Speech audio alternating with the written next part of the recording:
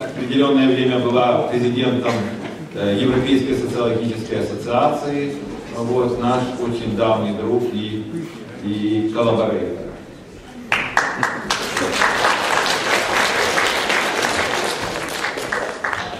Hello, ladies and gentlemen. Thank you very much for inviting me to speak to your conference, and I'd like to congratulate you on the 25th year of the association.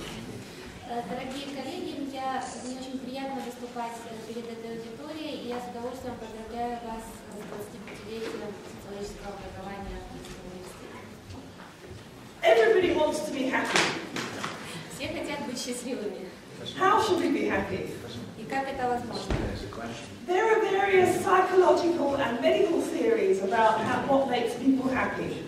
Есть несколько медицинских теорий, которые говорят о том, что делает человека счастливым. But the question that I would like to pose today is what makes a happy society? Но вопрос, который я хочу сейчас поставить в сегодняшнем докладе, это что делает счастливым людей в обществе. Now, Professor Inglehart spoke this morning about various factors that make societies more happy or less happy. Профессор Инглихард сегодня утром говорил о тех факторах, которые делают общество более или менее счастливым. And he mentioned factors such as religion, gender equality, democracy, and economic levels. И он отметил такие факторы, как религия, материальное благополучие, гендерное равенство и уровень экономического благосостояния. What I would like to do today is to try to group those into a sociological theory of what makes a good society. В этом докладе я хотела бы объединить эти факторы для создания социологической теории, которая дает объясняющие возможности понимания того, что делает людей счастливыми в обществе. And my argument is that they can be grouped into four main factors or categories, which are sociological factors, which enable a society to be a good one. В результате наших исследований можно сказать о 4 группах факторов, которые влияют на счастье в обществе. In a minute, I'll tell you what these factors are. Через минуту мы рассмотрим эти 4 социальные фактора. But in this paper, I'm going to apply these ideas to 3 post-communist societies: Russia, Ukraine, and Belarus. И в заключительной части работы я хочу применить эти факторы к объяснению ситуации в 3 посткоммунистических странах: Украина, Беларусь и Россия. So, first of all, I'd like to say that these societies face many challenges which are likely to make people unhappy. Challenges such as poverty, inequalities, rising crime, declining health, and depression and anxiety. Прежде всего нужно отметить, что эти общества столкнулись с следующими серьезными проблемами: это рост бедности, увеличение неравенства, рост преступности, проблемы доступа к социальным услугам, ухудшение здоровья и депрессия. So these problems can be addressed by looking at sociological factors such as institutions, structures, system integration and social integration. Для того, чтобы понимать, почему это происходит, необходимо обратиться к социологическим категориям, таким как институты, акторы, структуры, системная и социальная интеграция. Okay, usually the quality of life is measured by people's sense of satisfaction or happiness. Обычно качество жизни измеряется с помощью замеров удовлетворенности жизнью, удовлетворенности в целом или измерением несчастья. So you ask people, do you feel happy or do you feel satisfied with your life? С помощью вопросов, удовлетворены ли вы жизнью или счастливы ли вы? There's also the opposite way of looking at things, and you ask people, do they feel depressed or fed up with their life? Есть и другой способ, это спрашивать людей о том, чувствуют ли они стресс или несчастье. And this measure of quality of life has become increasingly important in European policy making. Измерение удовлетворенностью жизнью и счастьем становятся особенно важными в рамках европейской политики благосостояния. So the European Union, for example, uses quality of life or subjective well-being as a way of measuring the progress of society. Например, Еврокомиссия использует эти показатели по удовлетворенности счастью для того, чтобы измерить эффективность социальной политики. And I've been involved with writing many reports for the European Union looking at subjective well-being or quality of life as being a measure of progress in European societies. И мне приходилось писать множество отчетов по измерению качества жизни через удовлетворенность, измеряемость с помощью удовлетворенности жизни для того, чтобы описать прогресс в обществах Евросоюза.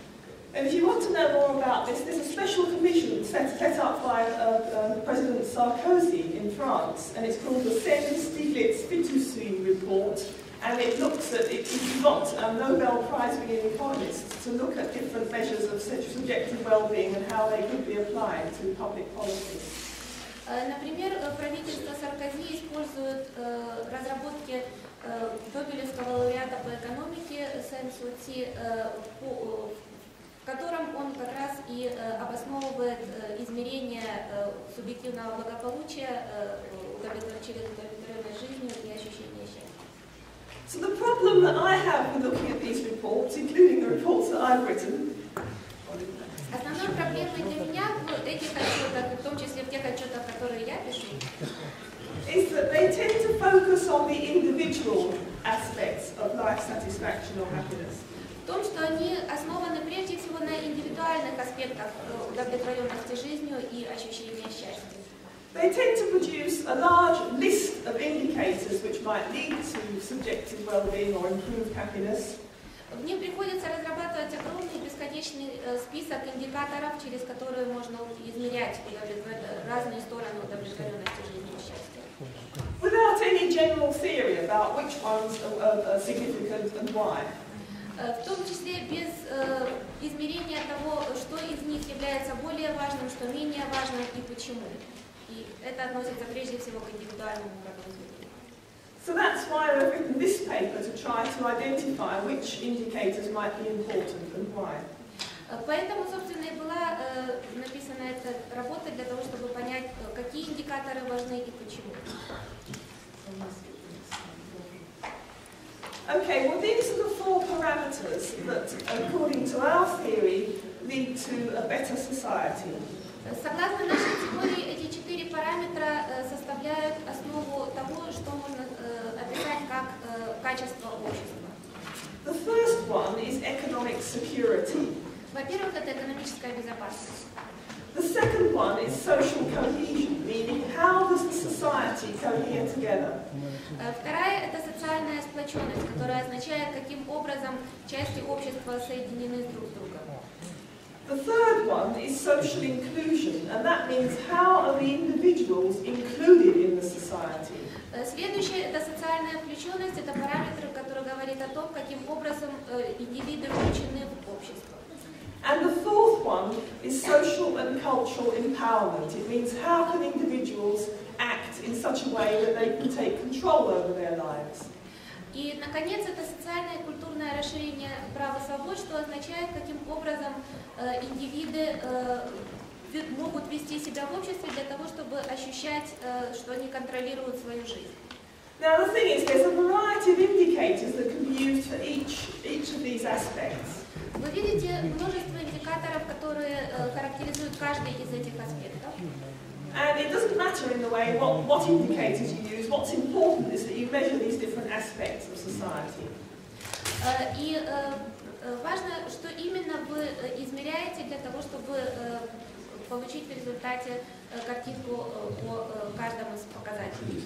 And they should be indicators that can be used on a variety of different societies, and also ones that are commonly found in comparative surveys, so that you can easily access them. Наконец, эти параметры они легко доступны для сравнительных исследований, и можно использовать их для того, чтобы посмотреть, каким образом это социальное качество проявляется в разных обществах. So these particular indicators that I've listed here are ones that we used in this particular study because we were using one particular survey, but we could also use indicators from other surveys in other studies. Я выбрала именно эти индикаторы, поскольку мы использовали их в исследованиях, которые мы проводили, но можно использовать их и для других исследований. So for economic security, we looked at how materially secure people felt, what were the levels of poverty and the economic situation of households. Для измерения экономической безопасности мы измеряли материальное благополучие, бедность и экономическое положение домохозяйств. For social cohesion, we looked at levels of inequality, fear of crime, generalized trust in trusted institutions. Для измерения социальной сплоченности мы исследовали уровень неравенства, боязнь преступности, обобщенное доверие и доверие к институтам. For social inclusion, we looked at identification with the country, how proud they felt of their country, participation in the community, political inclusion, religion, family situation and social support.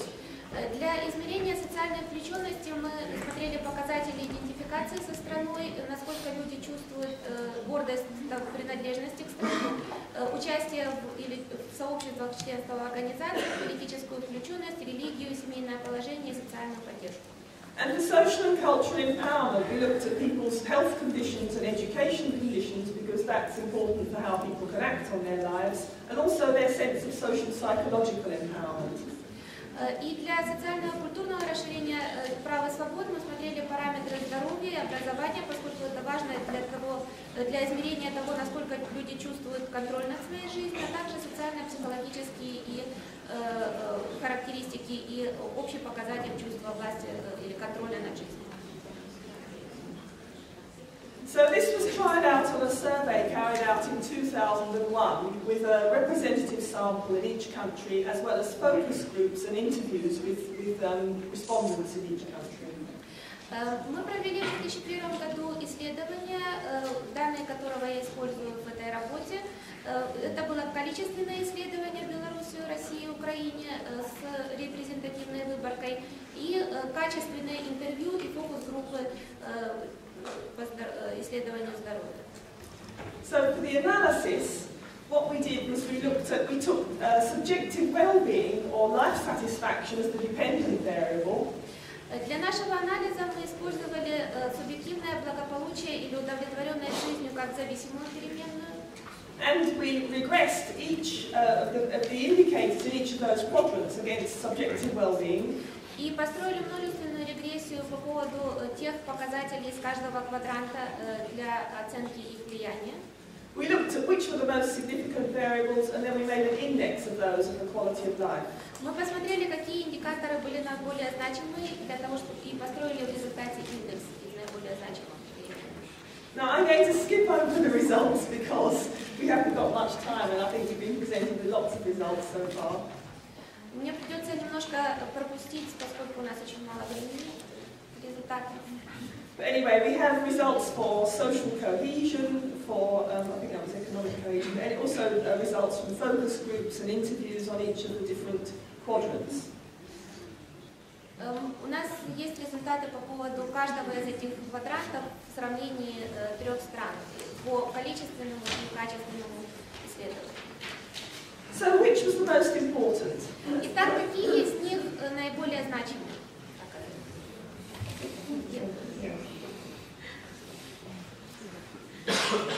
So in general, we found that if we take these four quadrants, we can explain 40% of the variance in subjective well-being, which is a great deal.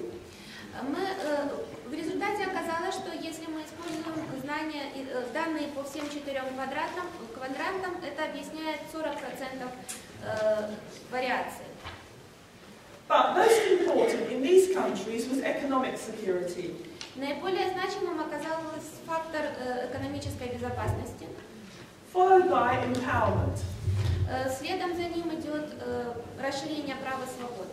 So it's the fact that people had lost their economic security and also lost the ability to control their lives, which led to a decline, which would partly lead to a decline.